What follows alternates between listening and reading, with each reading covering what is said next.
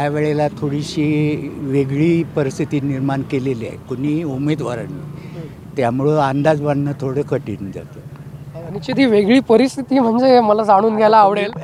तुम्ही पत्रकार आहात, तुम्ही सगळं जाणताय. पण तुम्हाला आणि मला जे दिसलं ते निवडणूक आयोगाला का दिसत नाही?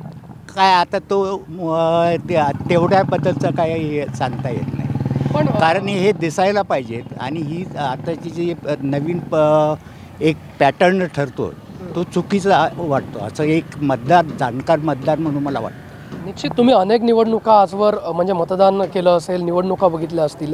ती जी तुम्ही परिस्थिती म्हणताय ती मलाही दिसली आहे, तुम्हालाही दिसली आहे. पण ही परिस्थिती खरंच आहे असं मानायचं का? कारण काही जण म्हणजे आयोग म्हणा किंवा काही जण म्हणतात की ही परिस्थिती नव्हतीच किंवा त्यांना ते दिसलं नाही. जे तुम्हाला दिसलं म्हणजे मला दिसलं, जे इथल्या बाकीच्या मतदारांना दिसलं ते त्यांना दिसलेलं नाही. त्याच्यामुळे आत्तापर्यंतच्या सगळ्या निवडणुका असतील किंवा हे असेल, कारण तुम्ही स्वतःहून त्याबद्दल व्यक्त झाला त्यामुळे त्याबद्दल ह्या गोष्टी काय असतात, ह्या गोष्टी अंधारात घडत असतात, उजेडात येण्यासारख्या गोष्टी नाही. आणि ह्या उजेडात आल्या तर त्यात निवडणूक आयोग दखल घेईल ना.